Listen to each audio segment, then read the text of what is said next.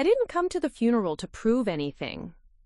I came to bury the only man who ever believed I was strong enough to carry secrets that could destroy governments. But when my own family called me soft, when they whispered that I'd never amounted to anything, when they said I was just another disappointment in a long line of military heroes, that's when I decided it was time they learned the truth about what their soft granddaughter had really been doing for the past 15 years. Before we jump back in, tell us where you're tuning in from, and if this story touches you, make sure you're subscribed, because tomorrow, I've saved something extra special for you. The thing about being underestimated is that it becomes your greatest weapon. People see what they want to see. They look at my 5 feet 4 inches frame, my quiet voice, my tendency to fade into the background at family gatherings, and they assume weakness. They don't see the scars hidden beneath long sleeves.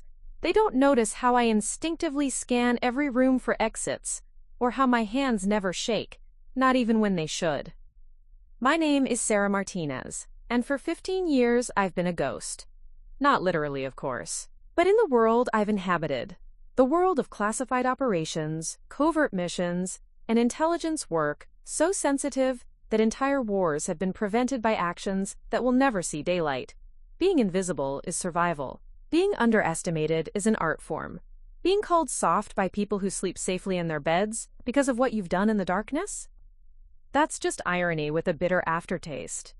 It was a Tuesday morning in October when the call came. I was in my small apartment in Arlington, Virginia, stirring coffee that had gone cold while I reviewed intelligence reports on my laptop. The caller ID showed unknown, but I recognized the area code, Montana, where I'd grown up on a ranch that stretched farther than most people's dreams. Sarah? The voice was shaky, unfamiliar. This is your cousin Tommy. Tommy Henderson? I remembered Tommy, Uncle Rick's boy, about 5 years younger than me, the one who used to follow me around during family reunions asking if I'd ever shot anyone. Back then, I'd laugh and ruffle his hair, telling him I worked in boring government stuff. If only he knew that by that point, I'd already been deployed to 3 different countries under covers so deep that even my own parents didn't know where I really was. Tommy! I kept my voice neutral, professional, old habits. What's wrong? It's Grandpa Joe. He passed away yesterday morning. Heart attack. Mom wanted me to call you because... His voice cracked. Because you were always his favorite. The words hit me like a physical blow. Joseph Martinez, the man who'd raised me from age 7 when my parents died in a car accident, was gone. The decorated Vietnam veteran who'd taught me to shoot, to track, to survive in the wilderness. To never let anyone see you coming until it was too late. The man who'd whispered to me at my high school graduation that I had warrior blood and that someday I'd do things that would make him proud, even if he never knew what those things were. When's the funeral? I asked, already mentally calculating how to clear my schedule without raising questions from my handlers. Friday, back home in Billings. Sarah, I should warn you. Tommy's voice dropped. The family's been talking. Some of them think you should have done more, been around more. Grandpa Joe, he always defended you, said you were doing important work, but now that he's gone, I understood. To them, I was the granddaughter who'd disappeared into some vague government job, who sent Christmas cards but never came home for holidays, who'd missed birthdays and weddings and graduations because I was supposedly too busy with my desk job in Washington. They didn't know that I'd been too busy preventing terrorist attacks, infiltrating arms dealers, and sometimes, when the situation called for it, eliminating threats to national security with the kind of precision that left no trace. I'll be there, I said simply. Good. Maybe you can tell us some stories about what you've been up to all these years. Everyone's curious about your mysterious government work. If only they knew. If only they understood that the woman they considered the family disappointment had a file in the Pentagon that was classified at levels they didn't even know existed.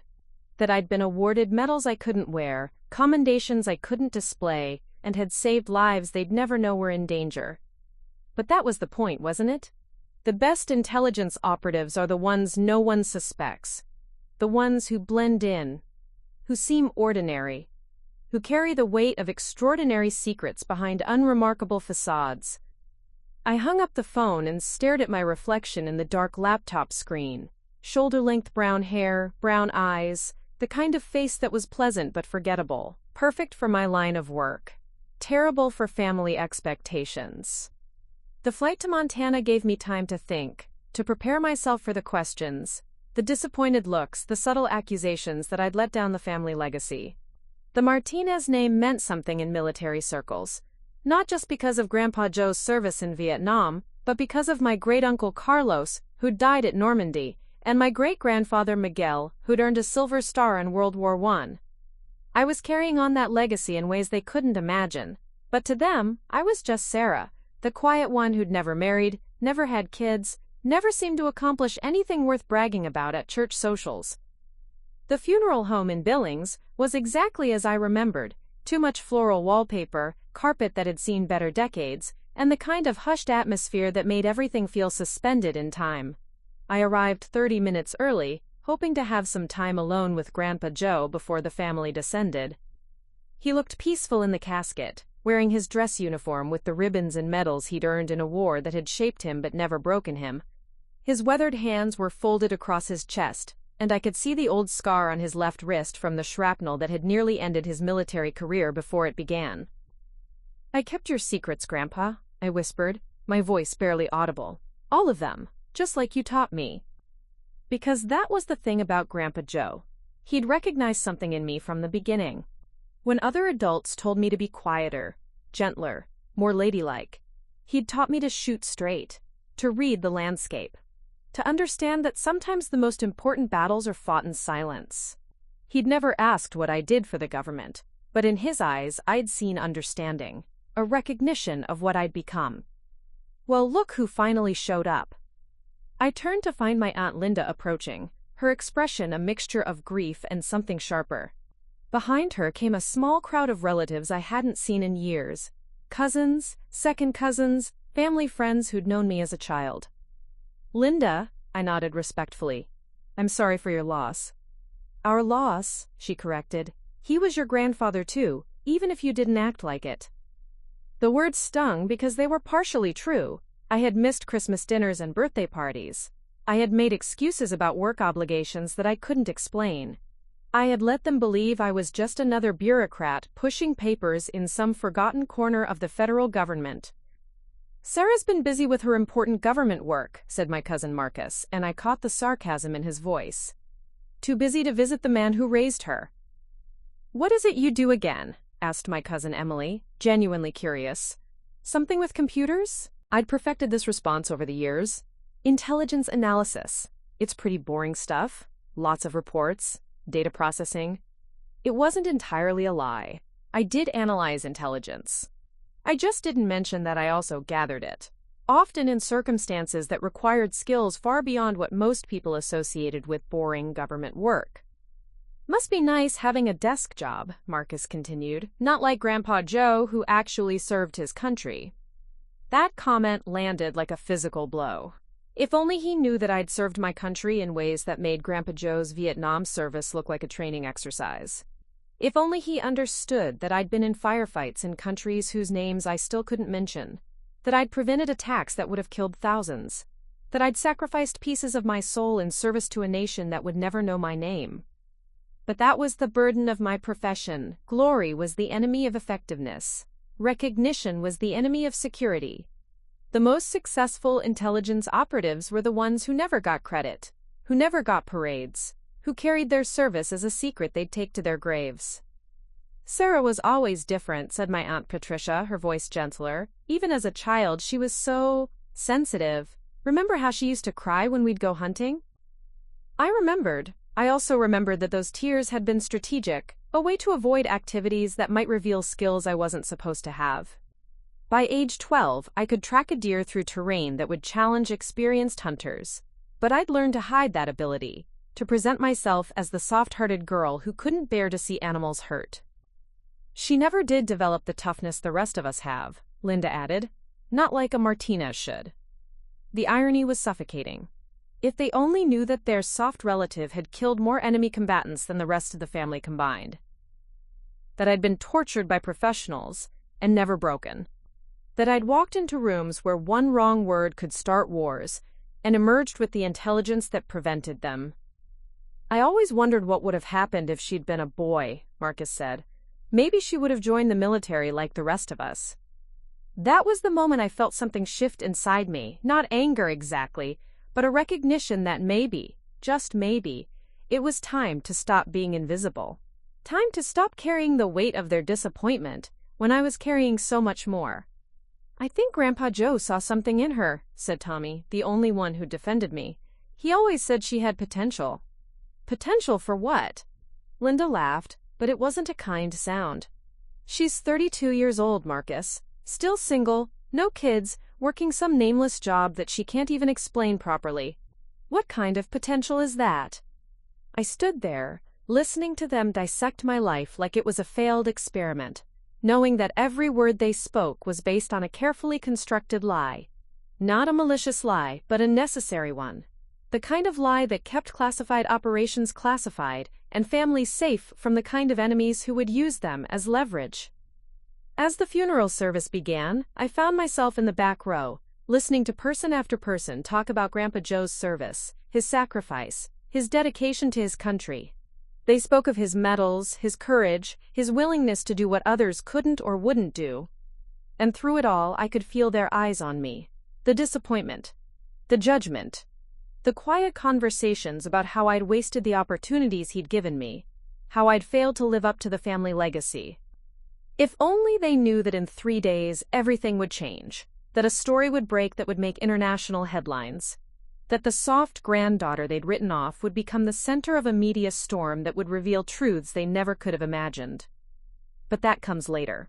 First, I had to endure the burial, the reception, the endless stream of condolences mixed with subtle criticism about my choices, my career, my life. As we walked to the graveside, I caught sight of my reflection in the hearse window. Same unremarkable face, same quiet demeanor, same person they'd always underestimated. What they didn't see was the woman who'd spent 15 years becoming someone else entirely. Someone who'd learned that the greatest strength is often mistaken for weakness. That the most dangerous people are often the ones no one suspects. The burial was simple, military honors included. When they presented the flag to Linda as the next of kin, I felt a pang of something I couldn't name. Should it have been mine? Would Grandpa Joe have wanted that? But those thoughts were interrupted by the sound of my secure phone buzzing. A text from my handler. Urgent. Need you in D.C. immediately. The Kozlov situation has escalated. Viktor Kozlov, the arms dealer I'd been tracking for 6 months. The man whose organization I'd successfully infiltrated, under the cover of being an art curator from New York. The operation that was about to blow wide open and change everything. I looked at my family, still gathered around the grave, still treating me like the disappointment who'd never amount to anything. In 72 hours, they'd be watching the news and trying to reconcile the woman they thought they knew with the one whose story would dominate headlines around the world. But for now I was still just Sarah, the soft one, the failure, the granddaughter who'd never lived up to her potential. As I walked away from the grave, I whispered one last promise to Grandpa Joe. They're about to find out what kind of woman you really raised. The flight back to D.C. was turbulent, but I barely noticed. My mind was already shifting into operational mode, preparing for whatever crisis awaited. I had no idea that within days, my carefully constructed cover would be blown, my real work would be exposed, and my family would learn the truth about what their soft granddaughter had really been doing all these years. The woman they'd buried their expectations with was about to rise from the ashes of their disappointment, and when she did, the world would never be the same. Preparing and narrating the story took us a lot of time, so if you are enjoying it, subscribe to our channel, it means a lot to us. Now back to the story. The plane touched down at Dulles just as the sun was setting, painting the Virginia sky in shades of amber and crimson. I'd made this journey countless times over the past 15 years, but tonight felt different. Tonight I was carrying the weight of fresh grief and the sting of family disappointment. Emotions I had learned to compartmentalize but never quite eliminate. My secure phone buzzed again as I waited for my luggage. Another message from my handler, Agent Rebecca Chen. Briefing at 0800. Kozlov's people are asking questions about the art curator. Your cover may be compromised. I deleted the message and allowed myself a moment of bitter irony. My family thought I was soft, thought I'd never accomplished anything worthy of the Martinez name. They had no idea that in less than 12 hours I'd be walking into a room where one wrong move could unravel an operation that had taken months to build, where my life would depend on maintaining a cover identity so convincing that even arms dealers with unlimited resources couldn't see through it. But none of that had started with the CIA or with my recruitment into the intelligence community or even with my college degree in international relations. It had started 30 years ago, with a 7-year-old girl who'd just lost everything, and a grandfather who saw potential where others saw only a broken child. The memory hit me as I drove through the familiar streets of Arlington, past the monuments and government buildings that had become the backdrop of my adult life. But my mind wasn't on the present. It was on a ranch in Montana, on a man who'd smelled like leather and gun oil, who'd had calloused hands and eyes that missed nothing. Joseph Martinez hadn't been my grandfather by blood. He'd been my mother's stepfather, the man who'd married my grandmother Elena when my mother was already a teenager. But biology had never mattered to him. When my parents died in that car accident, a drunk driver on a rainy night in Billings, he'd stepped up without hesitation, taking in a traumatized 7-year-old with the same steady determination he'd shown in the jungles of Vietnam. I remembered the first night in his house, how I'd hidden under the bed in the spare room, convinced that this was temporary, that someone would come get me soon. I'd been wrong about the temporary part, but right about someone coming to get me. That someone had been him. "Sarah?" His voice had been gruff but gentle as he'd crouched beside the bed. "You hungry? I made some soup." I'd shaken my head, pressing myself deeper into the shadows. In the previous weeks, I'd been shuffled between relatives, each one meaning well but overwhelmed by the prospect of raising someone else's child. I'd heard the whispered conversations, the concerns about, quote, behavioral issues and trauma responses. "Well, I'm going to leave it here anyway," he'd said, setting a bowl on the nightstand. "Sometimes being hungry sneaks up on you." That was the first lesson he'd taught me, though I wouldn't understand it for years. Preparation isn't just about anticipating what you need, it's about anticipating what you might need. It's about thinking 3 steps ahead, about understanding that survival often depends on the details others overlook. He'd left me alone that night, but I'd heard him moving around the house, the comfortable sounds of a man settling into his evening routine. No frustrated sighs, no impatient footsteps, no sense that my presence was a burden he was eager to shed. Just acceptance. The soup had been cold by the time I'd worked up the courage to try it, but it had been the best thing I'd tasted in weeks, not because of any particular culinary skill, but because it had been made for me, specifically for me, by someone who'd asked nothing in return.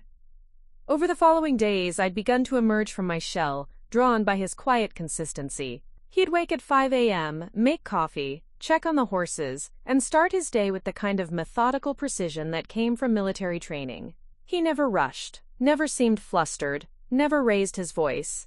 He simply did what needed to be done, when it needed to be done. "Want to help with the horses?"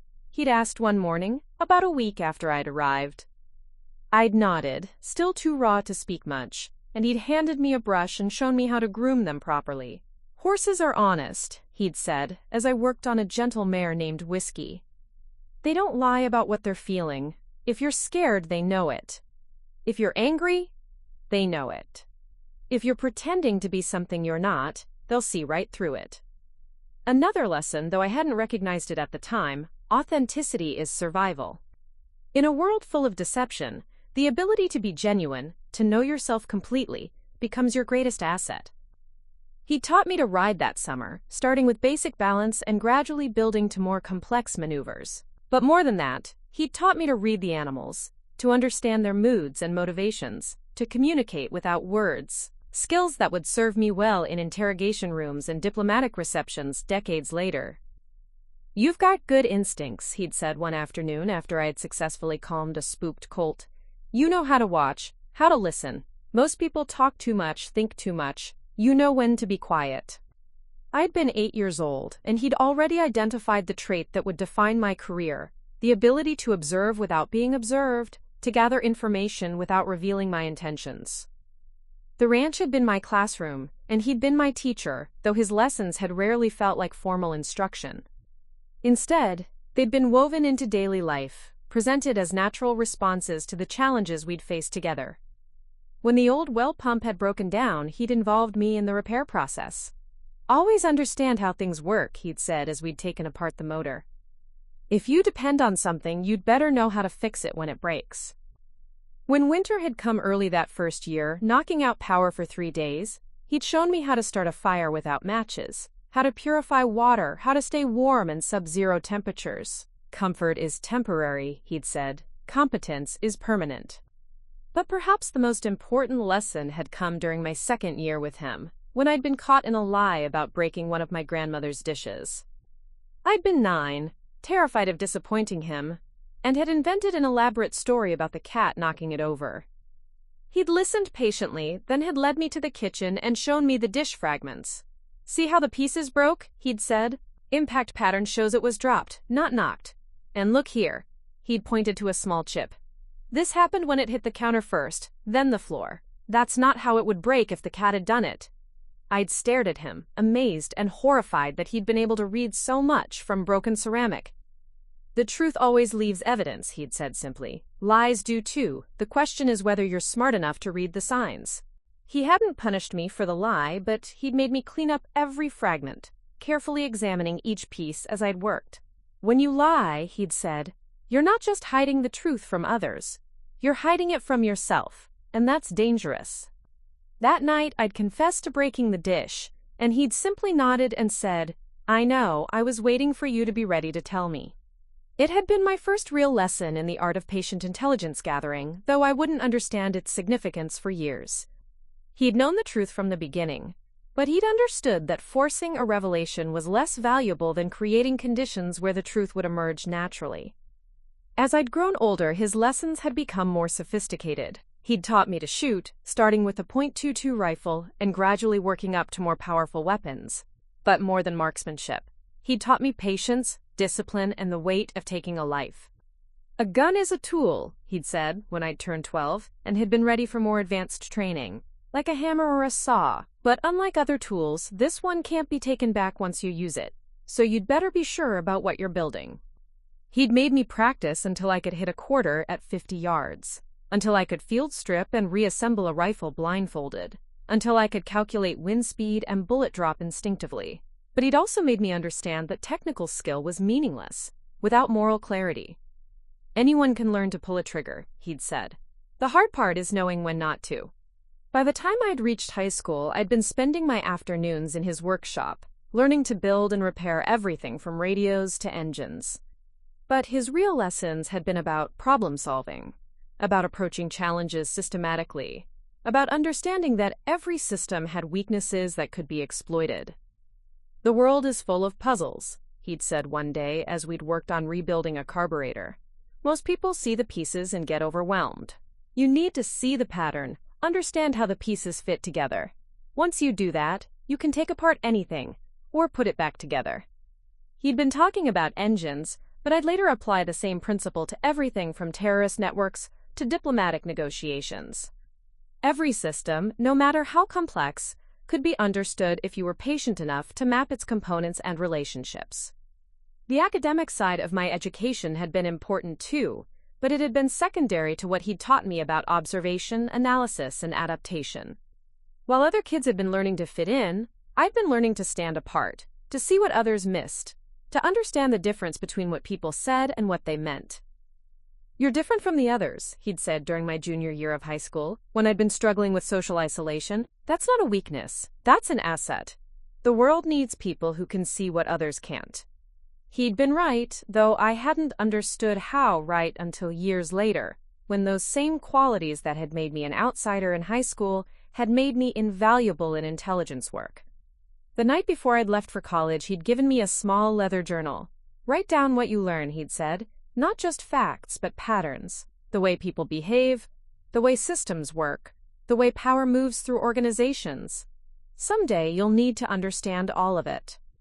I'd kept that journal throughout college, filling it with observations about human nature, political dynamics, and the subtle signs that revealed truth beneath surface appearances. It had been my first intelligence file, though I hadn't known it at the time. When CIA recruiters had approached me during my senior year, drawn by my academic record and my unusual skill set, I had been ready in ways that most candidates weren't. Not because I'd been trying to prepare for intelligence work, but because I'd been raised by someone who'd understood that the most valuable skills were often the ones you didn't know you were learning. "You'll do things I can't even imagine," he'd said when I told him about my job offer, speaking carefully around the classification restrictions. "But remember what I taught you about truth. It always leaves evidence. Make sure you're on the right side of it." Now, sitting in my Arlington apartment, reviewing classified files about arms dealers and international conspiracies, I could feel his presence in every decision I made. The patience he'd taught me when I'd been learning to gentle horses. The attention to detail he'd insisted on when we'd been rebuilding engines. The moral clarity he'd demanded when he'd been teaching me to shoot. He'd died believing that his soft granddaughter had never lived up to her potential. But he'd also died having created someone who could walk into the most dangerous situations on Earth and emerge victorious. Someone who could read people and situations with the same precision he'd taught me to read broken dishes and spooked horses. In 12 hours, I'd be walking into a briefing room where my cover identity as an art curator would be dissected and analyzed. In the days that followed, that same cover would be tested under circumstances that would make or break an operation months in the making. But tonight I was just Sarah Martinez, the granddaughter of a man who'd seen something in a traumatized 7-year-old that no one else had recognized. A man who'd built a warrior without ever calling her one, who'd created a weapon without ever acknowledging its power. My family thought I was soft. They had no idea that soft was just another word for adaptive, that quiet was just another word for observant, that unremarkable was just another word for perfect. Tomorrow the real work would begin, but tonight I honored the man who'd made it all possible. The CIA briefing room at 0800 hours was exactly what you'd expect. Sterile fluorescent lighting, beige walls, and the kind of furniture that screamed, "government budget." But what made my skin crawl wasn't the decor. It was the way Agent Rebecca Chen's eyes followed me as I entered, the subtle tension in her posture that told me this wasn't going to be a routine operational update. "Martinez," she said, gesturing to the chair across from her, "how was the funeral?" It was a courtesy question, but coming from Rebecca, courtesy always had layers. She was fishing, trying to gauge my emotional state, determining whether personal grief might compromise my effectiveness. Standard protocol, but it still felt invasive. "Fine," I said, settling into the chair and placing my hands flat on the table. A habit Grandpa Joe had taught me. Keep your hands visible, project calm, never let them see you fidget. "What's the situation with Kozlov?" Rebecca slid a manila folder across the table. 3 days ago, his organization began making inquiries about Elena Vasquez. Elena Vasquez was my cover identity, the art curator from New York who'd been cultivating relationships with Kozlov's associates for the past 6 months. Routine background checks, but more thorough than usual. I opened the folder and scanned the surveillance photos. Men in expensive suits asking questions at galleries, making calls from secure phones, the kind of methodical investigation that suggested professional paranoia rather than casual curiosity. "Any specific concerns?" I asked, though I already knew there would be. Operations like this didn't warrant emergency briefings unless something had gone seriously wrong. Yesterday, one of his people visited the gallery where Elena Vasquez supposedly worked. Rebecca's voice was flat, professional. They had a 30-minute conversation with the director, asked very specific questions about her employment history, her educational background, her personal relationships. My blood went cold. The gallery was a legitimate business, but the director was CIA, a deep cover operative who'd been maintaining her identity for over a decade. If Kozlov's people had detected anything unusual about her responses, the entire operation could unravel.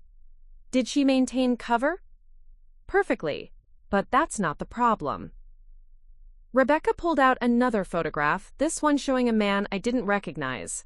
Middle-aged, expensive suit, the kind of face that belonged in boardrooms or government buildings. "This is Marcus Petrov, Kozlov's head of security. Former Spetsnaz, current expert in counterintelligence. He's been asking questions about Elena Vasquez's background that suggest he knows exactly what to look for." I studied the photo, memorizing the details. The way he held his shoulders, the slight favoring of his left leg that suggested an old injury, the alert eyes that missed nothing. This was a man who'd been trained to spot people like me. How much does he know? That's what we need to find out. Rebecca leaned forward. There's a private auction tonight. Russian oligarchs, art dealers, the kind of people who move money and influence in ways that never make headlines. Elena Vasquez received an invitation 3 weeks ago. You're expected to attend. The words hit me like a physical blow. Rebecca, if they're already suspicious, that's exactly why you need to be there. If Elena Vasquez doesn't show, it confirms their suspicions. If she does show and acts normally, it might convince them they're being paranoid. Or it might get me killed. Rebecca's expression didn't change. That's the job, Martinez. You knew the risks when you signed up. She was right, of course. I had known the risks. But knowing something intellectually and facing it in practice were very different things. Tonight I'd be walking into a room full of people who might already know I was a federal agent, armed with nothing but my wits and a cover identity that was apparently compromised. What's the backup plan? There isn't one. You go in, you maintain cover, you gather whatever intelligence you can about their operations. If things go wrong... She shrugged. You're on your own. The casual way she said it reminded me why I'd always worked alone. In the intelligence community, operational assets were expendable. Valuable, yes, but ultimately replaceable. It was a truth I'd learned to accept, but it never stopped being unsettling. I'll need the full file on Petrov, I said. Everything we have on his background, his methods, his psychological profile. Already prepared. Rebecca handed me a thick folder. You have 6 hours to review it before the auction. The event starts at 7 p.m. at the Meridian International Center. Black tie, invitation only. I nodded, already mentally shifting into operational mode. The grief from Grandpa Joe's funeral, the sting of my family's disappointment, the weight of carrying secrets they'd never understand, all of it had to be compartmentalized now. Tonight, I wasn't Sarah Martinez. I was Elena Vasquez, and Elena's survival depended on my ability to become her completely. The rest of the morning was spent in preparation. I reviewed Petrov's file until I could recite his biographical details from memory, studied the auction catalog to prepare for conversations about art and antiquities, and practiced my cover story until it felt more natural than my real identity. But as I was preparing to leave for the auction, something happened that changed everything. My secure phone rang. Not the usual text message or encrypted communication, but an actual voice call from a number I didn't recognize. In my line of work, unexpected calls were never good news. Elena Vasquez? The voice was male, accented, speaking English with the kind of precision that suggested it wasn't his first language. Yes, I said, maintaining my cover identity even though every instinct screamed danger. My name is Marcus Petrov. I believe we have mutual acquaintances. The bottom dropped out of my stomach. Kozlov's head of security was calling me directly, which meant either the operation was blown or he was testing me. Either way, this conversation would determine whether I lived or died. I'm sorry, I don't recognize the name, I said, keeping my voice steady. Perhaps not, but I recognize yours. Or rather, I recognize what you represent. There was a pause, the kind of calculated silence that was designed to make me nervous.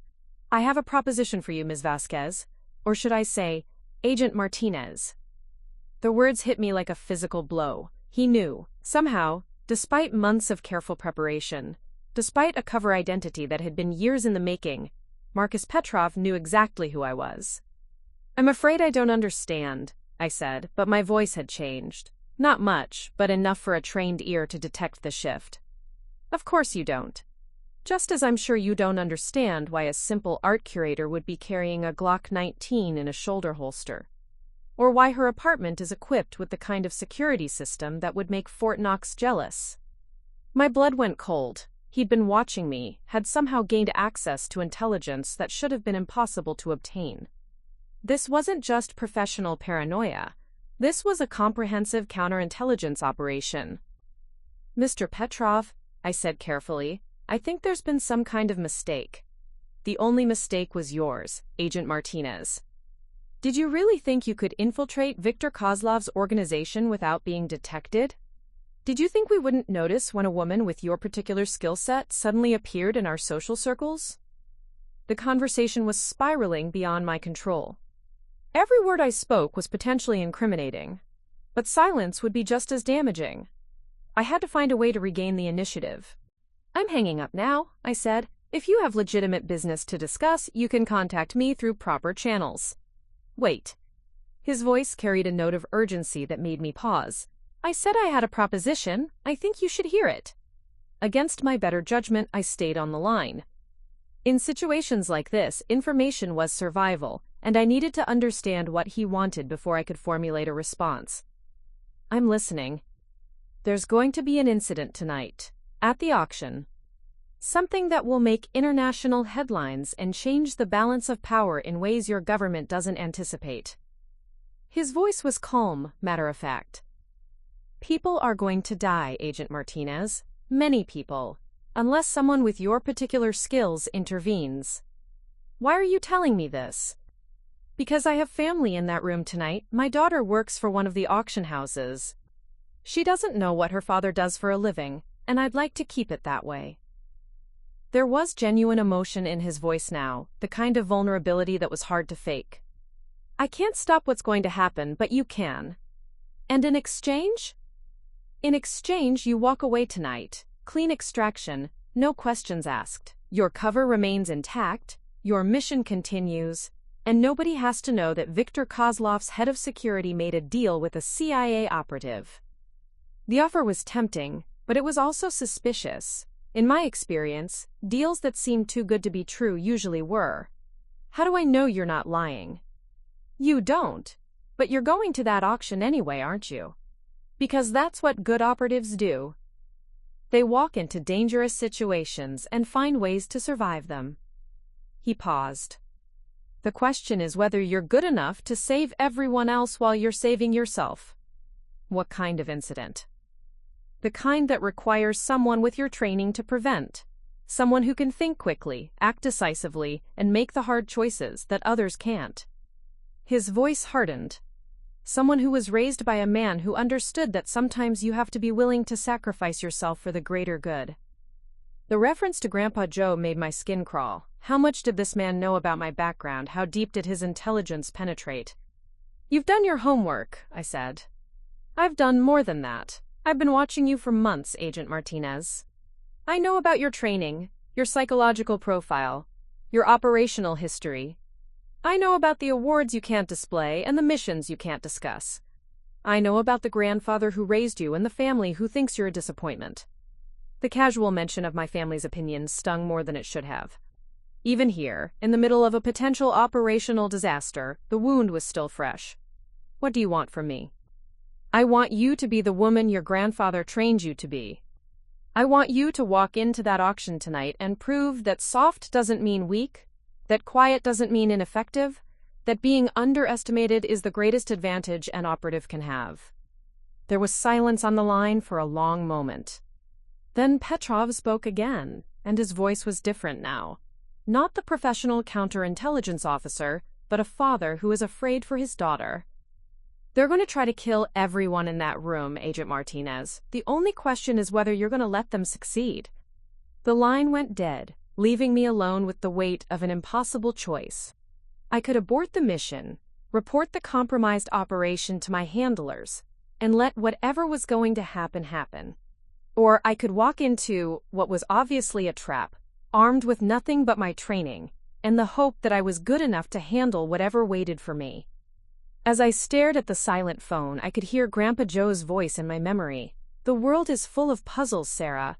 Most people see the pieces and get overwhelmed. You need to see the pattern, understand how the pieces fit together."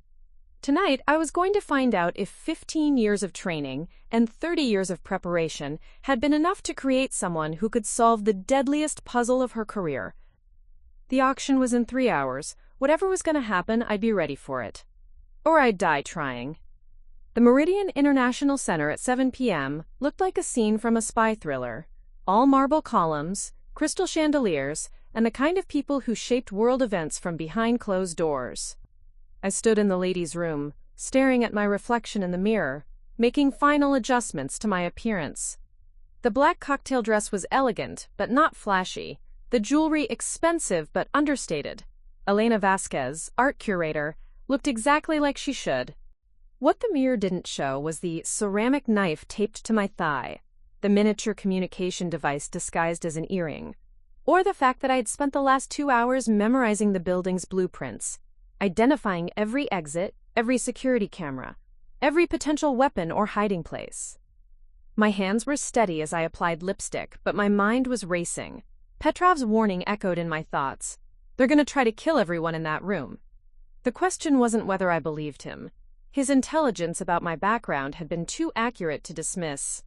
The question was whether I could prevent it while maintaining my cover and completing my original mission. I touched the small cross pendant around my neck, a gift from Grandpa Joe on my confirmation. Inside the hollow space, I'd hidden a microtransmitter that would alert my extraction team if I pressed it 3 times in succession. But tonight, extraction might not be an option. Tonight, I might have to choose between saving lives and saving myself. The auction was being held in the main ballroom, a space that could accommodate about 200 guests. As I entered, I immediately began cataloging faces, identifying potential threats, mapping the social dynamics that would determine how events unfolded. Old habits from years of training kicked in automatically. Appear relaxed while missing nothing, smile at strangers while assessing their potential danger, move through the crowd like you belonged while constantly calculating escape routes. Viktor Kozlov was easy to spot. He held court near the bar, surrounded by men in expensive suits who laughed at his jokes and nodded at his opinions. Mid-50s, silver hair, the kind of confidence that came from wielding power without accountability. He looked like a successful businessman, which was exactly what made him dangerous. The most effective criminals were the ones who didn't look like criminals. Ms. Vasquez? A woman approached me, early 30s, blonde hair pulled back in a professional chignon. I'm Catherine Petrov from Sotheby's. I believe we've corresponded about tonight's auction? Catherine Petrov. Marcus Petrov's daughter, the one he'd mentioned wanting to protect. She was beautiful in the way that art dealers often were, polished, sophisticated, with the kind of smile that could convince millionaires to part with their money. She also had no idea that her father was a former Russian Special Forces operator who now worked for an international arms dealer. Of course, I said, shaking her hand. I'm particularly interested in the Byzantine manuscripts. My client has been searching for something from that period for years. We fell into the kind of professional conversation that Elena Vasquez would have, discussing provenance and authentication, market values, and collector preferences. But while we talked, I was scanning the room, looking for signs of the threat Petrov had warned me about. That's when I saw them. 3 men, positioned at strategic points around the ballroom. They weren't obviously armed, but they had the bearing of people who knew how to use violence effectively.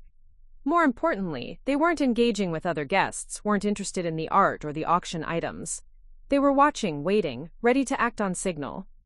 My pulse quickened, but I kept my expression neutral, continued my conversation with Catherine, as if I hadn't noticed anything unusual. This was the test. Could I maintain my cover while simultaneously preparing to prevent a massacre? Could I be Elena Vasquez and Sarah Martinez at the same time?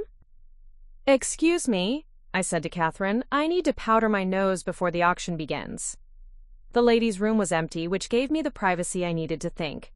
I pulled out my phone and sent a carefully worded text to Rebecca Chen.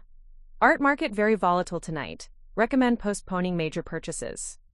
It was code, letting her know that the situation was more dangerous than anticipated, but not specific enough to compromise operational security if the message was intercepted.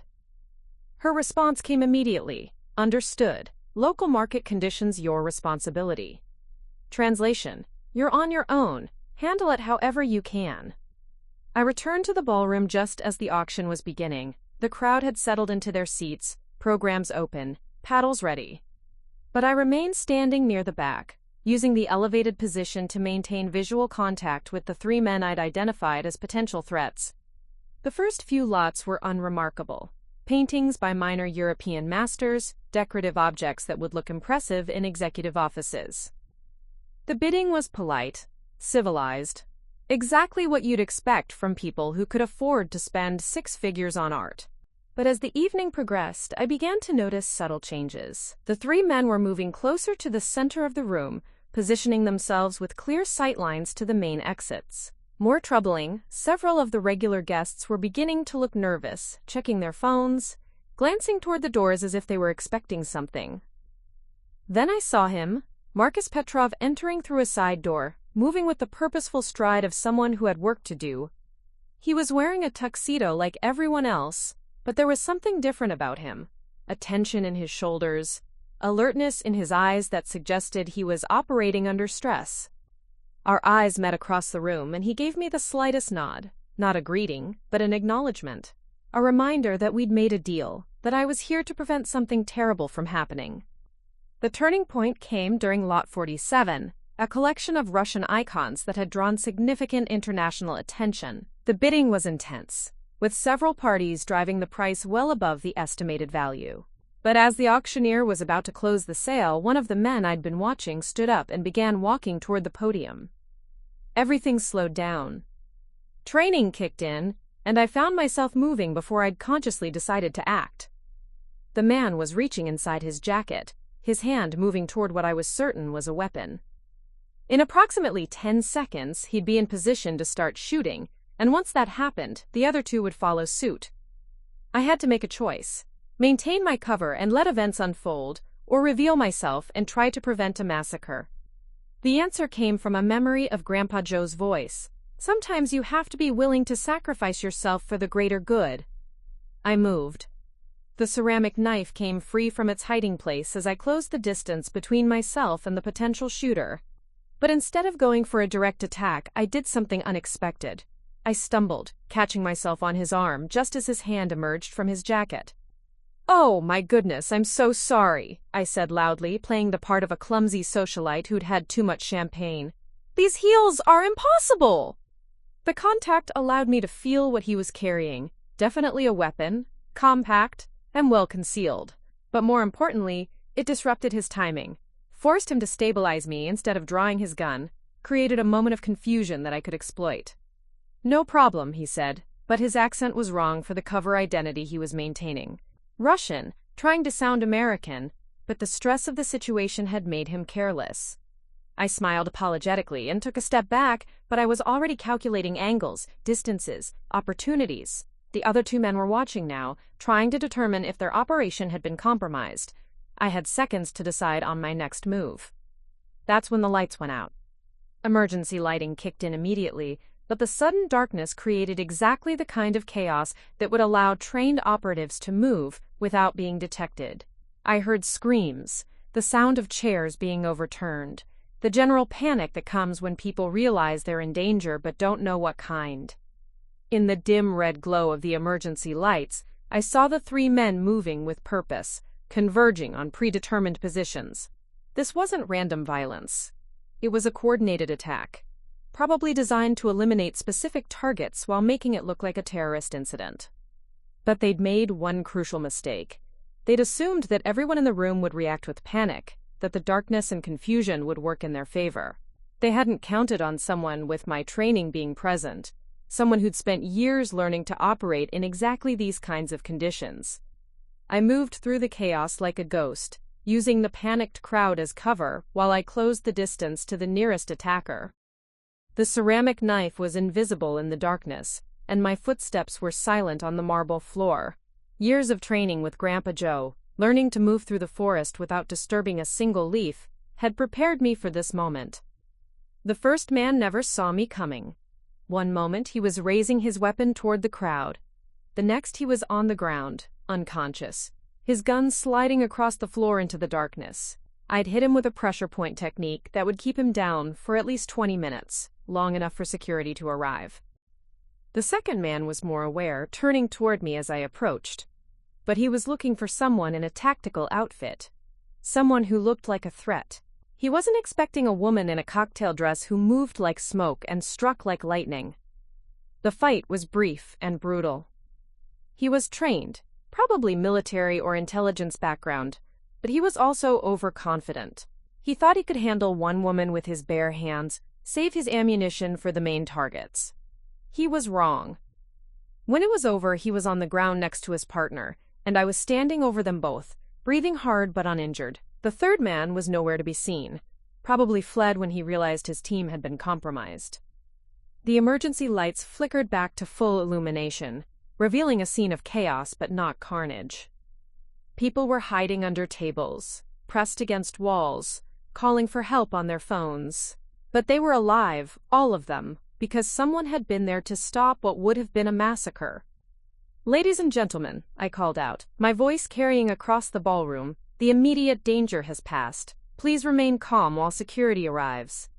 As I spoke, I saw Marcus Petrov watching me from across the room. He was holding his daughter, who was shaking, but unharmed. He met my eyes and nodded once. A gesture of respect, of gratitude, of acknowledgement that I'd done what I'd promised to do. But I also saw Viktor Kozlov, and his expression was very different. He was looking at me with the kind of intense scrutiny that suggested he was reevaluating everything he thought he knew about Elena Vasquez, the quiet art curator who just single-handedly prevented a terrorist attack. My cover was blown, my mission was compromised, but 200 people were going home to their families tonight instead of ending up as casualties in someone else's war. As sirens wailed in the distance and security teams flooded the building, I realized that something fundamental had changed. I was no longer the soft granddaughter who disappointed her family, no longer the invisible operative who solved problems in the shadows. Tonight, I'd become something else entirely, something that would make headlines, that would change everything, that would force my family to confront the truth about what their failure had really been doing all these years. The quiet transformation was complete. Now came the test of whether I could survive what came next. The FBI debriefing room at Quantico was a stark contrast to the elegant ballroom where I'd prevented a massacre 12 hours earlier. Gray walls, metal table, chairs that were designed for function rather than comfort. Special Agent David Harrison sat across from me, his expression carefully neutral as he reviewed the preliminary report. "So let me get this straight," he said, looking up from the paperwork. "You're telling me that Elena Vasquez, art curator from Manhattan, single-handedly neutralized a 3-man assassination team using nothing but a ceramic knife and hand-to-hand combat techniques?" I kept my expression equally neutral. "I'm telling you that I acted on instinct when I saw people in danger. My grandfather taught me some basic self-defense when I was growing up on his ranch." Harrison's laugh was dry, humorless. Basic self-defense, right. He pulled out a photograph of one of the attackers I'd subdued. "This man is former Spetsnaz, Ms. Vasquez. He's killed people with his bare hands in 3 different countries. And you're telling me you took him down because your grandfather taught you to throw a punch?" The interrogation had been going on for 3 hours, and I was beginning to understand the delicate position I was in. My CIA handlers couldn't officially acknowledge my real identity without compromising ongoing operations. But the FBI wasn't buying the story that a civilian art curator could have done what I'd done last night. "I got lucky," I said. "The lights went out, there was chaos, and I managed to catch him off guard." "Lucky?" Harrison leaned back in his chair. "You know what I think, Ms. Vasquez? I think you're lying. I think you're a federal agent of some kind, probably intelligence community, and last night you blew your cover to save lives. Which, if I'm right, makes you either incredibly brave or incredibly stupid." He wasn't wrong on either count, but admitting it would create complications that could endanger other operations, other agents, other lives. So I maintained the fiction, even though it was becoming increasingly difficult to sustain. "I think you're giving me too much credit, Agent Harrison. I'm just someone who was in the wrong place at the wrong time, and did what anyone would have done." "Anyone?" He pulled out another file, this one thicker than the first. "Let me tell you what anyone would have done, Ms. Vasquez. They would have screamed, hidden under a table, called 911, and waited for the professionals to arrive. They wouldn't have moved through a darkened room like a trained operative, identified and neutralized multiple targets, and then calmly directed evacuation procedures." The interview continued for another hour, with Harrison trying different approaches to get me to admit what we both knew to be true. But eventually he gave up, frustrated by my consistency and the obvious support I was receiving from somewhere higher up the federal food chain.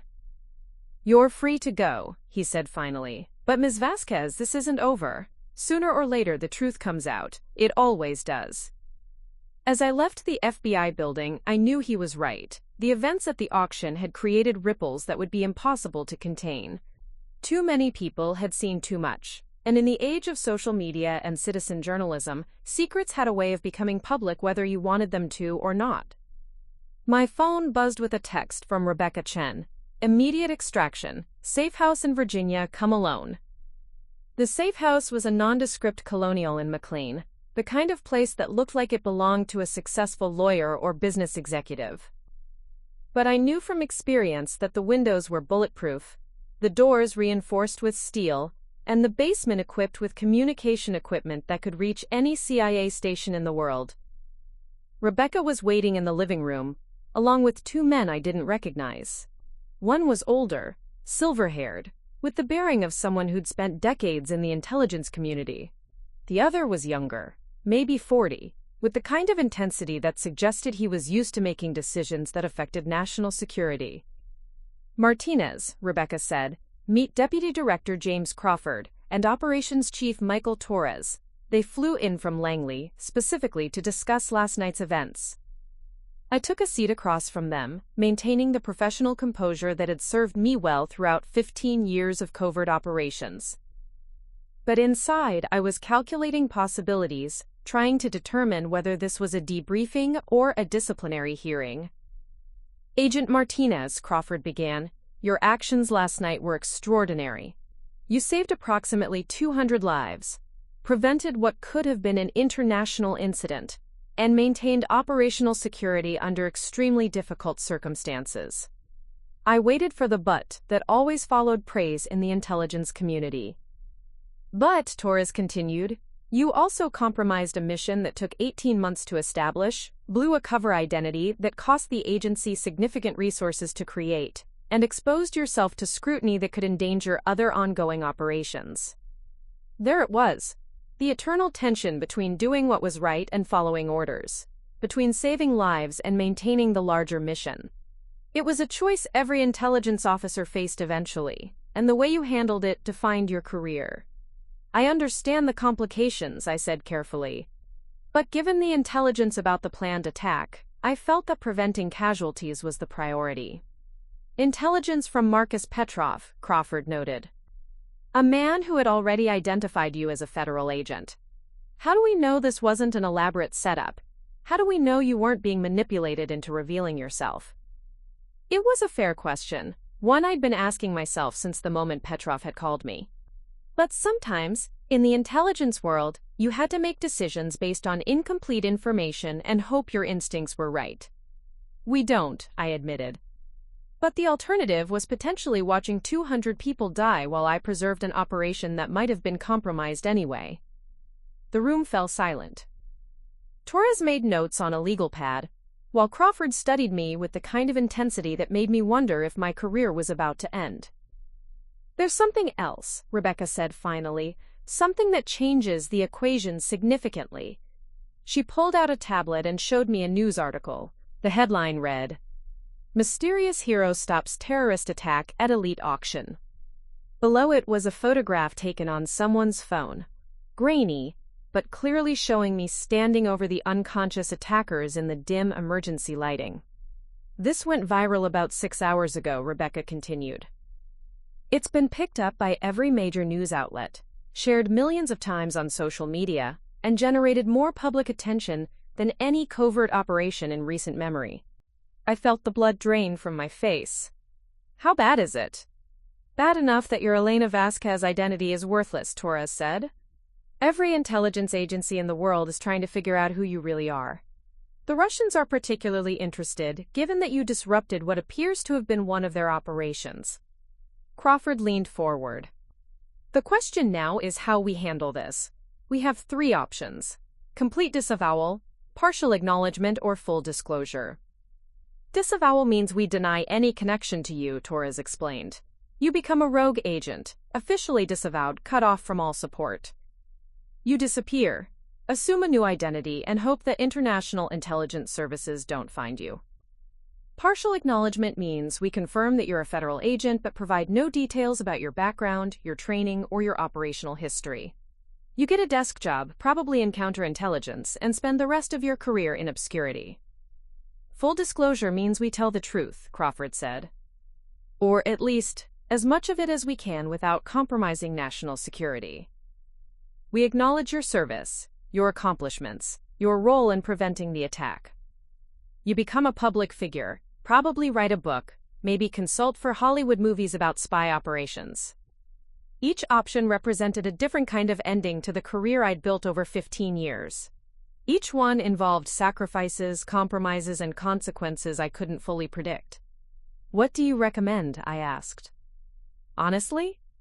Crawford's expression was grim. I recommend option 4, the one we haven't discussed yet. You disappear completely. New identity, new life, new continent.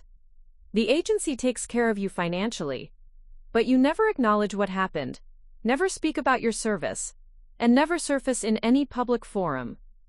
It was the spy's version of witness protection, and it made practical sense, but it also meant that my family would never know the truth about what I'd been doing for the past 15 years. They'd continue to believe that I was a disappointment, that I'd never lived up to the Martinez legacy of military service. I need time to think about it, I said. You have 24 hours, Torres said. After that, decisions will be made for you. As I left the safe house, my mind was racing through possibilities, scenarios, and consequences. But one thought kept returning. What would Grandpa Joe have done? Would he have chosen safety over truth? Anonymity over recognition? The answer came from a memory of one of our conversations, years ago when I'd been struggling with the isolation that came with intelligence work. The hardest part about doing the right thing, he'd said, is that sometimes nobody knows you did it, but that doesn't make it less right. But this time people did know. The photograph, the viral video, the news coverage, all of it meant that my years of invisible service were about to become very visible. The question was whether I was ready for that transformation. My phone rang. The caller ID showed a number I recognized, my cousin Tommy calling from Montana. Sarah?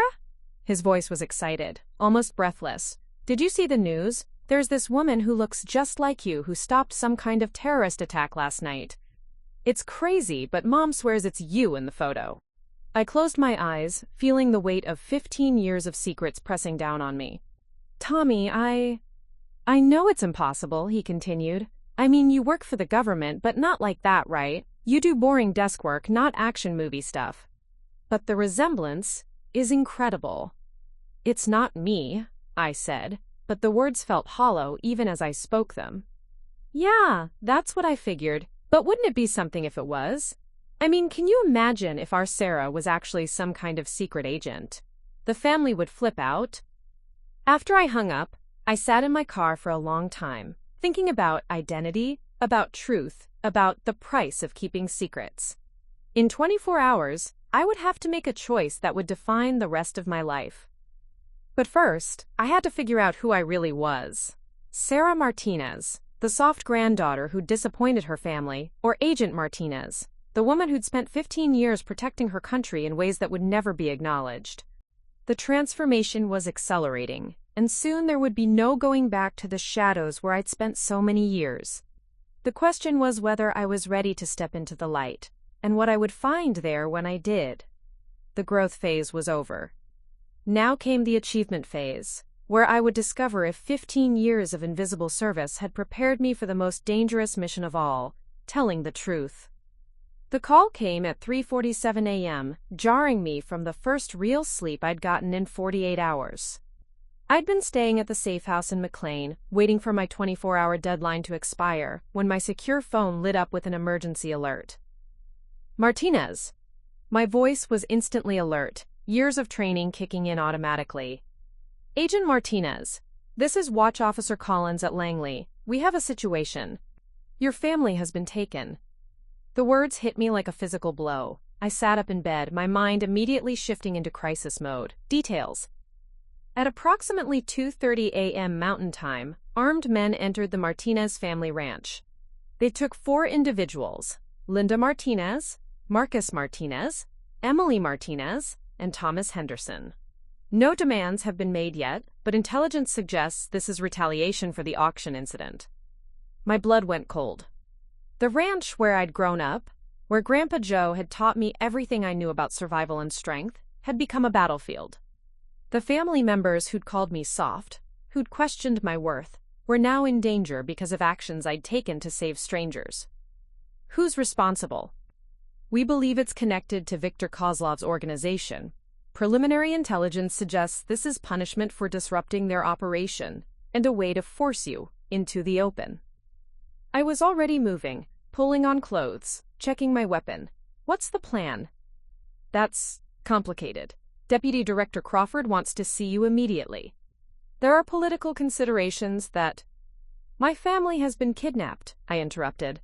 There are no political considerations. Agent Martinez, I understand your concern, but... I hung up and called Rebecca Chen directly. She answered on the first ring, which told me she'd been expecting my call.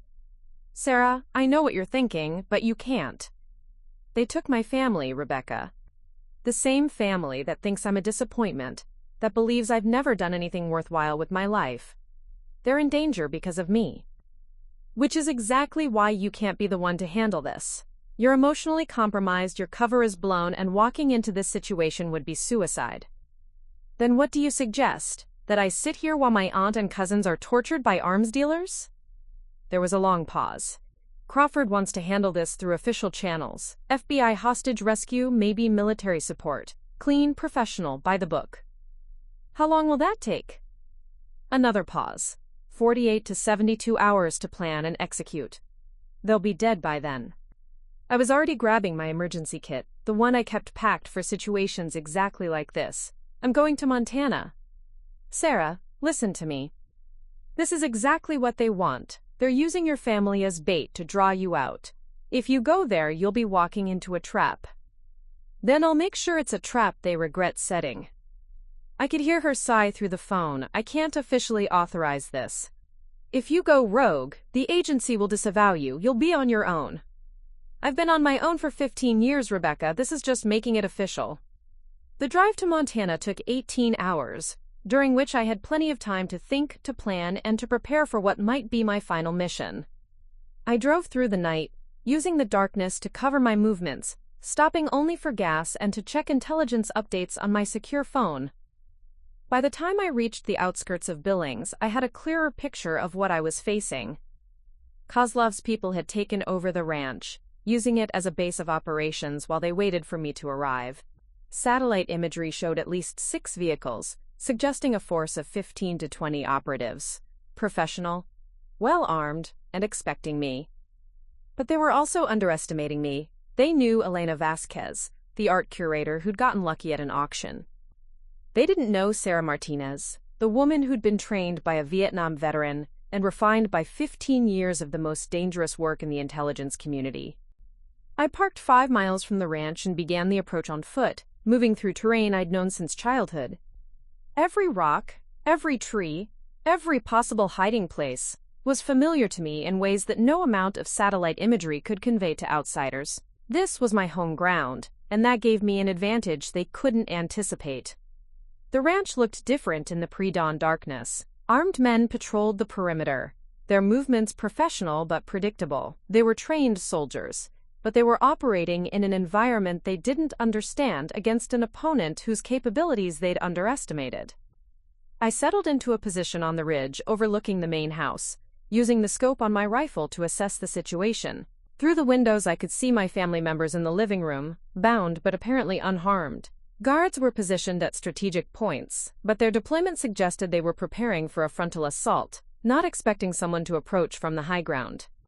My phone buzzed with an encrypted message. Demand received. They want you to surrender yourself in exchange for your family's safety. Meeting set for dawn at the main house. I smiled grimly. They thought they were controlling the situation, dictating terms, forcing me to choose between my family's safety and my own. What they didn't understand was that I'd already made that choice the moment I'd decided to come here. The first guard died silently, taken down by a tranquilizer dart while he was patrolling the barn. The second never saw me coming. knocked unconscious by a sleeper hold Grandpa Joe had taught me when I was 12. One by one, I began dismantling their perimeter, using skills honed over 15 years of covert operations. But I wasn't just eliminating threats.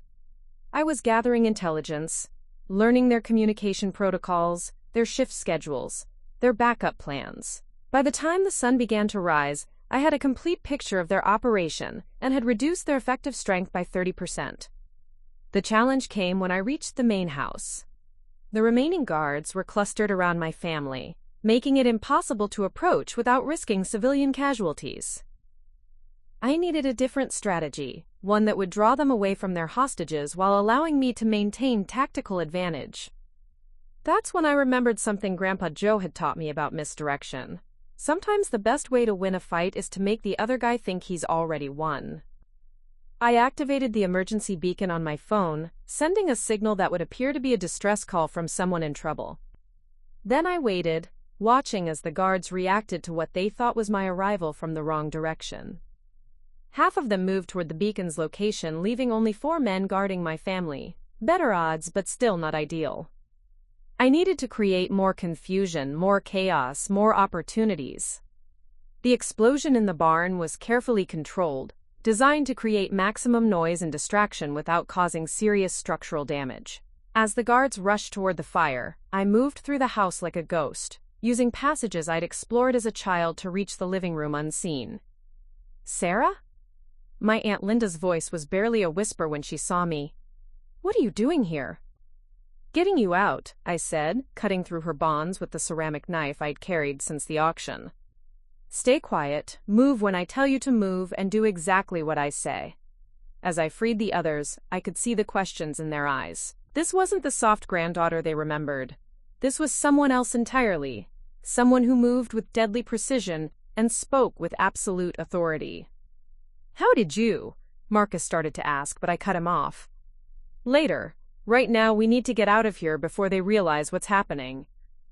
But as we moved toward the back exit, Viktor Kozlov himself stepped into the hallway, flanked by 2 guards. He was older than his photograph suggested, but his eyes were sharp, intelligent, and completely without mercy. "Agent Martinez," he said, his accent making my name sound like a curse. "Finally, we meet properly." "Kozlov." I positioned myself between him and my family, calculating angles and possibilities. "You're making a mistake." "Am I? You disrupted my operation, cost me millions of dollars, and embarrassed me in front of my peers. I think kidnapping your family was a perfectly reasonable response. Kidnapping civilians makes you a terrorist, not a businessman." He laughed, but there was no humor in it. "You Americans are so naive. You think there's a difference between business and war, between legal and illegal, between right and wrong. But there's only power, Agent Martinez. And right now, I have it." "Actually," I said, "you don't." The tranquilizer darts took down both guards before they could react. I'd been palming them since entering the house, waiting for the right moment to use them. Kozlov reached for his weapon, but I was faster. Much faster. In the space of 3 seconds, Viktor Kozlov went from being a powerful arms dealer to being unconscious on the floor of my grandfather's house. The man who'd terrorized my family, who'd thought he could use them as pawns in his war against me, was now just another problem that had been solved. "Sarah." Linda's voice was filled with awe and confusion. "What? Who are you?" I looked at my family, seeing myself through their eyes for the first time. Not the soft granddaughter who disappointed them, but the woman who just single-handedly rescued them from international criminals. The woman who'd spent 15 years in the shadows, protecting people like them from threats they'd never even known existed. "I'm exactly who Grandpa Joe raised me to be," I said simply. As sirens wailed in the distance, FBI and local law enforcement responding to the chaos, I realized that the transformation was complete. The soft granddaughter was gone, replaced by someone who could no longer hide in the shadows. The woman who'd saved her family was about to face the biggest challenge of all, explaining to the world who she really was. The ultimate test wasn't defeating Kozlov or rescuing my family. It was deciding whether I was ready to step into the light and claim the legacy I'd been building for 15 years. even if it meant giving up the anonymity that had kept me safe. Standing in the house where I'd learned to be strong, surrounded by the family who'd finally seen my strength, I made my choice. The confrontation was over, but the real battle was just beginning. The CNN interview was scheduled for 3 p.m. Eastern, and I'd been preparing for it like I would any other high-stakes operation. The difference was that this time, instead of maintaining a cover identity, I was about to reveal the truth about 15 years of classified service to a global audience of millions. It had been 2 weeks since the ranch incident, 2 weeks since my family had watched me take down an international arms dealer in the living room where I'd once played with dolls.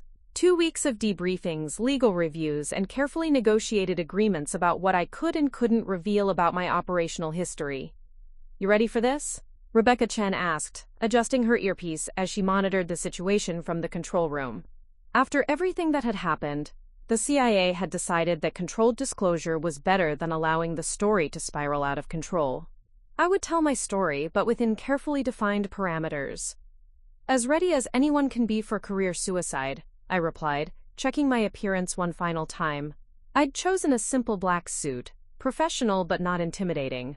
The goal was to appear competent and trustworthy, not like the kind of person who could kill someone with a ceramic knife. "Remember," Rebecca said, "stick to the approved talking points. You can discuss the auction incident, the ranch rescue, and your general training background. But no specific operations, no foreign assignments, no classified techniques or technologies." I nodded, though we both knew that the real challenge wouldn't be remembering what I could say. It would be managing the emotional weight of finally telling the truth after 15 years of lies. The studio was smaller than I'd expected, just 2 chairs, some cameras, and Anderson Cooper looking as composed as ever. He'd built his career on getting people to reveal things they'd never intended to share. And today, his target was me. "We're live in 60 seconds, the floor manager announced. My phone buzzed with a text from Tommy. "Watching with the whole family. We're proud of you, Sarah." Proud, the word I'd never heard applied to me, the recognition I'd never received for the work that had defined my adult life. It felt strange and wonderful and terrifying all at once. "Good afternoon, I'm Anderson Cooper, and today we're joined by Agent Sarah Martinez, the woman whose actions at a Washington, D.C. auction house 2 weeks ago prevented what intelligence officials are calling one of the most significant terrorist attacks in recent history." The red light on the camera blinked on, and suddenly I was no longer preparing for this moment. I was living it. "Agent Martinez, thank you for joining us today. I know this isn't easy." "Thank you for having me, Anderson. Let's start with the basics. For 15 years, you've worked in intelligence, but your own family believed you had a desk job. Why the deception?" I took a breath, thinking of Grandpa Joe, of the lessons he'd taught me about truth and sacrifice. The nature of intelligence work requires certain concealments. My family's safety, the effectiveness of ongoing operations, national security, all of these things depend on operatives being able to maintain cover identities. But that must have been incredibly difficult, especially when your family thought you hadn't lived up to your potential. The question hit exactly where I'd expected it to, but it still stung. It was. When I was growing up, my grandfather always told me that the hardest part about doing the right thing is that sometimes nobody knows you did it. I thought I understood what he meant then, but I didn't really grasp it until I'd spent years protecting people who would never know my name. "Your grandfather, Joseph Martinez, was a decorated Vietnam veteran. Did he know about your real work?"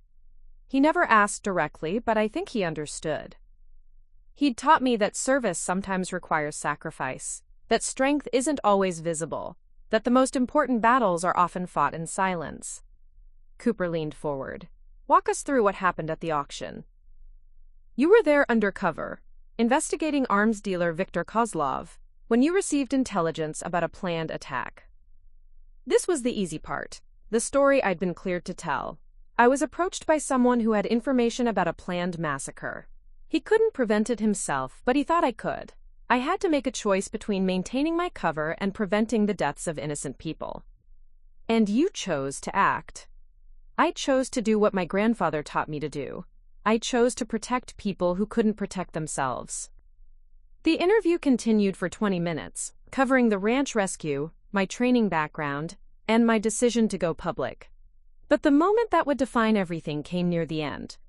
When Cooper asked the question I'd been dreading. Agent Martinez, after 15 years of invisible service, why reveal yourself now? Why give up the anonymity that kept you safe? I thought about my family, watching from Montana. About the aunt who'd called me soft. The cousins who'd questioned my worth. The community that had wondered why Joseph Martinez's granddaughter had never amounted to anything. Because my grandfather died believing that his granddaughter was a disappointment. Because my family spent 15 years thinking I'd wasted the potential he'd seen in me. Because sometimes the truth is more important than safety. And what would you say to him now if you could? The question broke something open inside me that I'd been keeping carefully contained. I'd tell him that I kept his lessons. That I used everything he taught me to serve something bigger than myself. I'd tell him that the little girl he raised on that ranch became someone who could walk into the darkest places in the world and emerge with her humanity intact. I'd tell him that soft doesn't mean weak, that quiet doesn't mean ineffective, that being underestimated was the greatest gift he could have given me. When the interview ended, I sat in the green room for a long time, processing what I'd just done. 15 years of carefully constructed lies had been replaced by a truth that would follow me for the rest of my life. My phone rang almost immediately. Tommy, again. Sarah, I don't even know what to say. We watched the whole thing and nobody could believe. I mean, we always knew you were special, but this. I know it's a lot to process.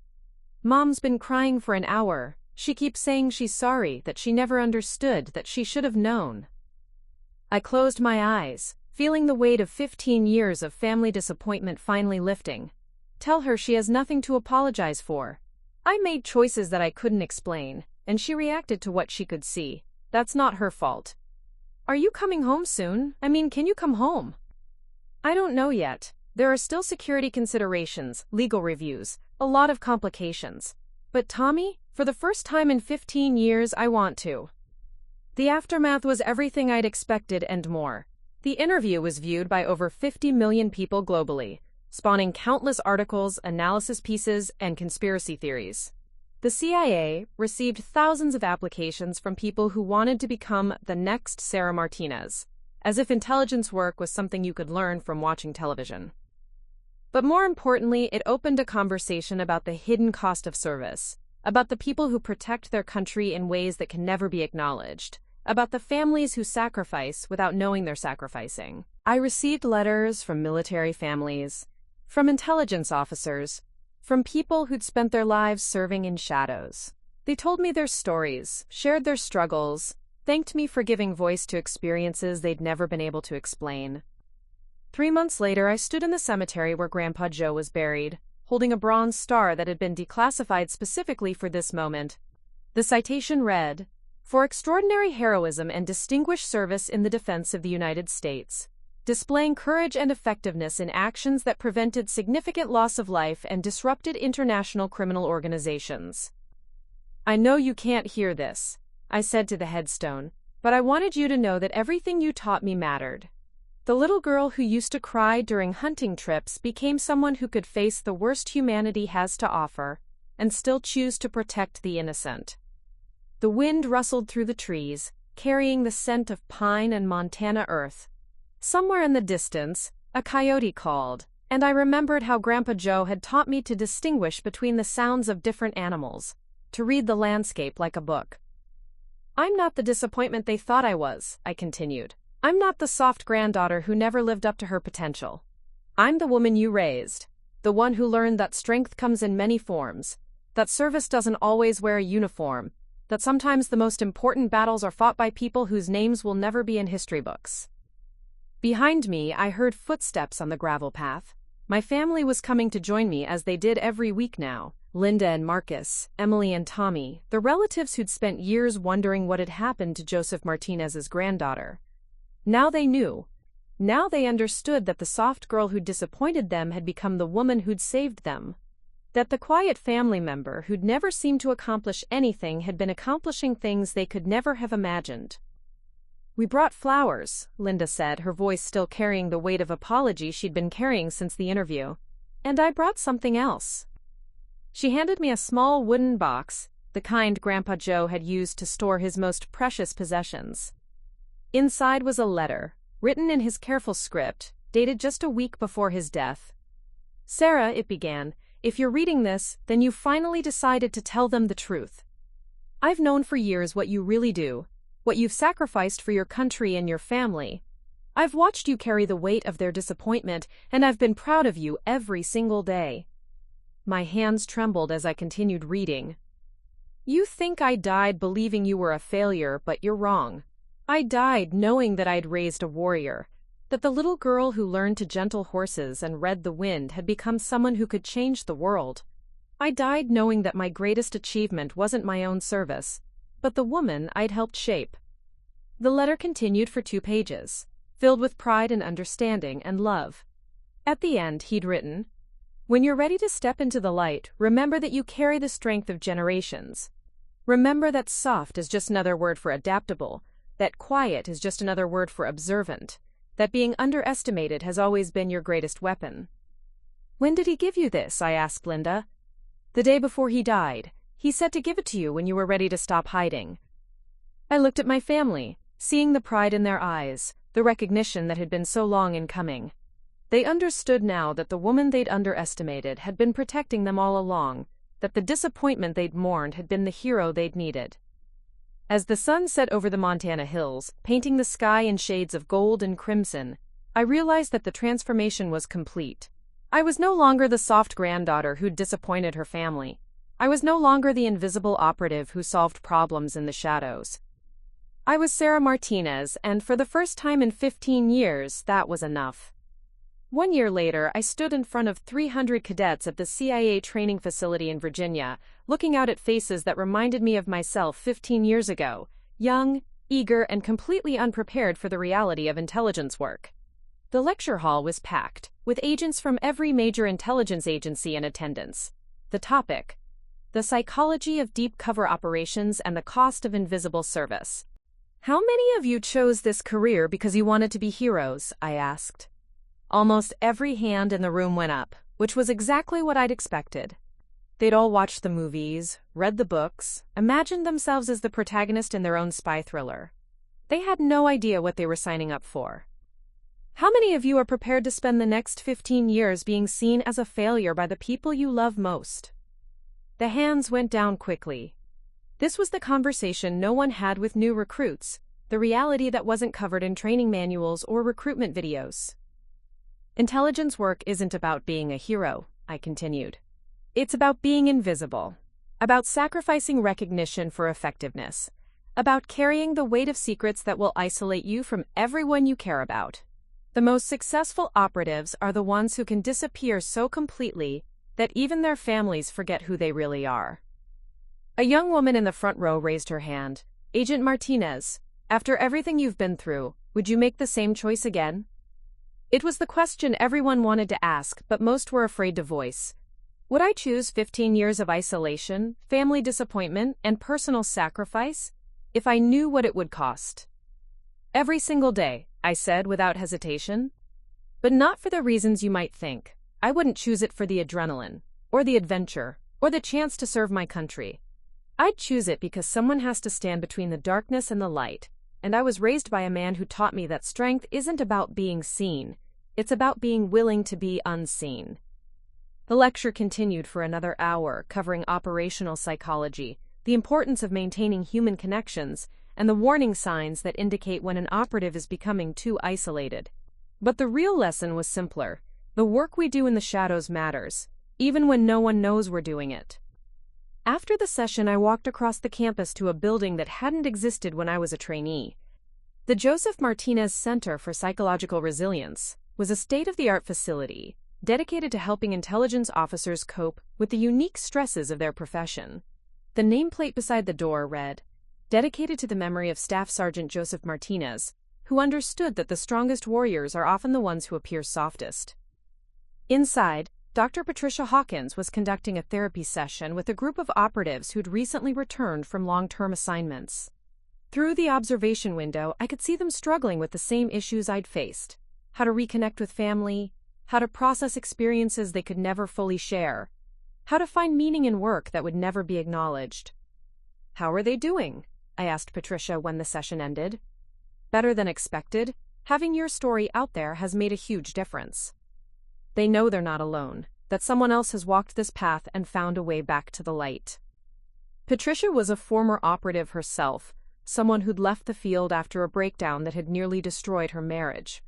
She'd been recruited specifically for this position because she understood the psychological costs of intelligence work from the inside. "Any word from the Pentagon about the expanded program?" I asked. "Full approval.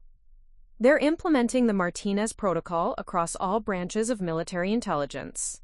Mandatory psychological support, regular family counseling, and structured reintegration programs for operatives returning from deep cover assignments." The Martinez Protocol. It was strange to have a program named after me, but it was also deeply satisfying. If my story could help other operatives maintain their humanity while serving their country, then the 15 years of isolation had been worth it. My phone buzzed with a text from my literary agent. "Publisher wants to know if you can have the manuscript finished by Christmas. The demand is incredible." The book deal had been inevitable.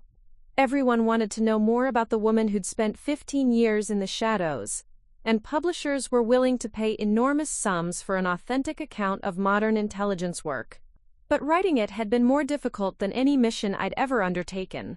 How do you explain the weight of carrying classified information to people who've never held a real secret? How do you describe the loneliness of being unable to share your experiences with anyone? How do you convey the pride of preventing disasters that the public will never know about? "I'm trying," I texted back, "but it's harder than I expected." The real challenge wasn't finding the words. It was deciding which stories I could tell. Even now, a year after going public, there were operations I couldn't discuss, people I couldn't name, successes I couldn't claim. The book would be my story, but it would also be incomplete by necessity. I drove home to my new apartment in Arlington, a place I'd chosen because it felt like a middle ground between my old life and my new one. Close enough to Langley to maintain my consulting work with the CIA, but far enough from the safe houses and surveillance networks to feel like a normal person. The mail was waiting in a stack on my kitchen counter: interview requests from journalists, speaking invitations from universities, and letters from people who'd been inspired by my story. I opened one at random, from a young woman in Texas who was considering joining the military. "Dear Agent Martinez," it began, "I watched your interview 6 months ago, and it changed my life. I've always been told I'm too quiet, too soft, too sensitive for military service. But your story made me realize that those qualities might actually be strengths. I'm shipping out to basic training next month, and I wanted to thank you for showing me that there are many ways to serve." Letters like this arrived daily, from people who'd recognized something of themselves in my story. Women who'd been underestimated, men who'd chosen service over recognition, families who'd sacrificed for causes they couldn't discuss. My visibility had given them permission to be proud of their own invisible service. The phone rang as I was preparing dinner. Caller ID showed a number I didn't recognize, but the area code was Montana. "Agent Martinez? This is Sheriff Williams from Billings County. I'm calling about your grandfather's ranch." My pulse quickened. The ranch had been tied up in legal proceedings since the incident with Kozlov, with federal prosecutors using it as evidence in the international criminal case. I'd been told it might be years before the property was released. Has something happened? Actually, yes. The federal case concluded last week, and the property has been cleared for release. But there's something else. We've been going through your grandfather's papers, and we found something you should know about. What kind of something? He left instructions. Very specific instructions about what should happen to the ranch if something ever happened to him. He wanted it to become a training center for at-risk youth, specifically children who'd been through trauma. He'd already set aside money for it, created a foundation, worked out all the legal details. I sat down heavily in my kitchen chair. Even in death, Grandpa Joe was still teaching me lessons, still showing me possibilities I hadn't considered. He called it the Martinez Resilience Ranch, Sheriff Williams continued. The paperwork is all here, along with a letter addressed to you. He said you'd know what to do with it when you were ready. The letter arrived by courier the next morning, along with a thick packet of legal documents. Grandpa Joe's handwriting was as careful and precise as I remembered, his words chosen with the same deliberation he'd brought to everything else in his life.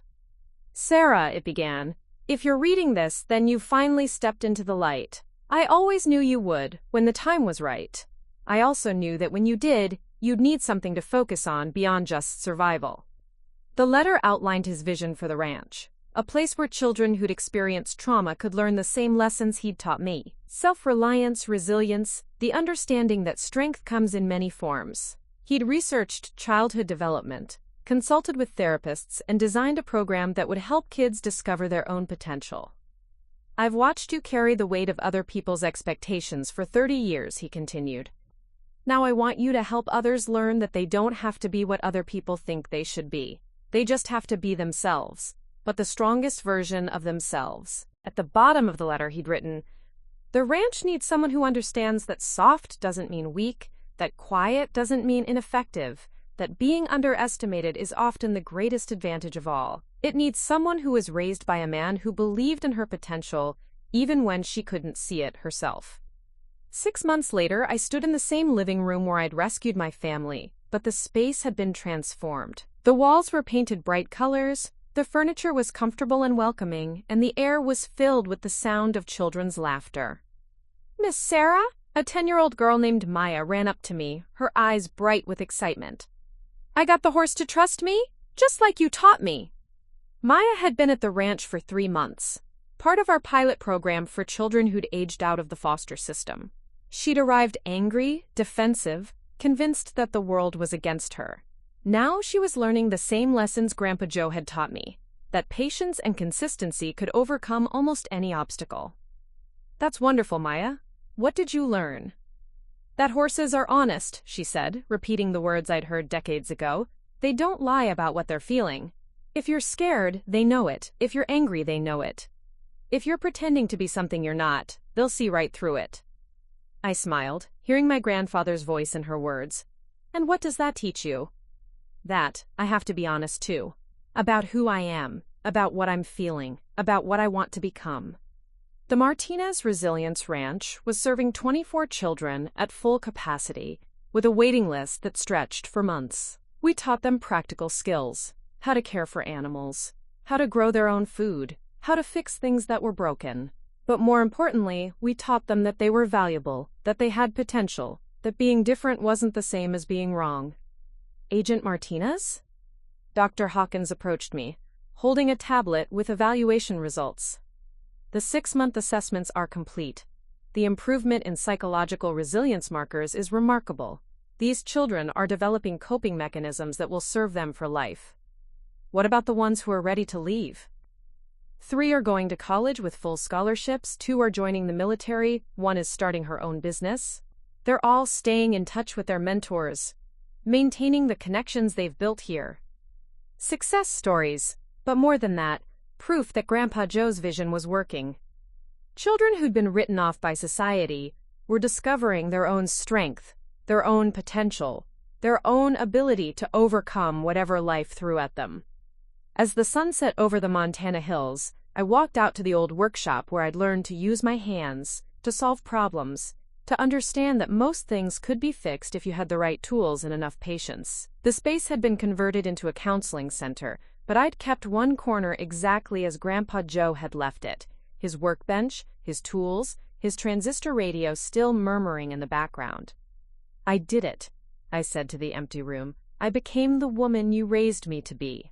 Not the woman they expected, not the woman they wanted, but the woman you saw in a 7-year-old girl who'd lost everything." The radio crackled, and for a moment I could almost hear his voice in the static, almost imagine him standing beside me, calloused hands steady on his tools, eyes bright with pride. "I'm not soft," I continued. "I'm adaptive. I'm not quiet. I'm observant. I'm not a disappointment. I'm exactly what you knew I could become." Outside, the children were gathering for evening activities, their voices carrying across the yard like music. They were learning the same lessons I'd learned, discovering the same strengths I'd discovered, preparing for futures they couldn't yet imagine. The transformation was complete. The soft granddaughter who'd disappointed her family had become the woman who was giving other children the same gift she'd received. The knowledge that strength comes in many forms, that service doesn't always wear a uniform, that sometimes the most important battles are fought by people whose names will never be in history books.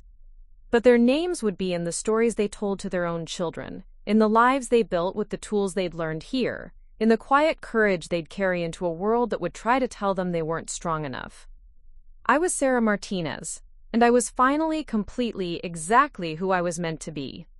At Grandpa's funeral, they'd called me soft. Now the world knew what soft really meant. Flexible enough to bend without breaking, adaptable enough to survive in any environment, strong enough to carry the weight of other people's expectations while building something beautiful from the pieces. The headlines had called me a hero, but I knew the truth. I was just a woman who'd been raised by a man who understood that the strongest warriors are often the ones who appear softest, that the most dangerous enemies are often the ones nobody suspects, and that the greatest victories are often the ones that happen in silence. The war stories would continue, but now they'd be told in the light, shared with people who needed to hear them, used to build something better than what had come before. The ranch was quiet now, children settled in their beds, staff completing their evening rounds. I locked the workshop door and walked back to the main house, carrying the satisfaction of a day well spent, a purpose well served, a legacy well honored. Tomorrow would bring new challenges, new children, new opportunities to pass on the lessons I'd learned. But tonight, I was content to sit on the porch where I'd learned to be strong, watching the stars emerge over the Montana sky, knowing that somewhere in the darkness, other soft warriors were fighting their own battles, carrying their own secrets, protecting their own piece of the world. And maybe, just maybe, they'd heard my story and realized that they weren't alone. Up next, you've got 2 more standout stories right on your screen. If this one hits the mark, you won't want to pass these up. Just click and check them out. And don't forget to like, subscribe, and turn on the notification bell so you don't miss any upload from us.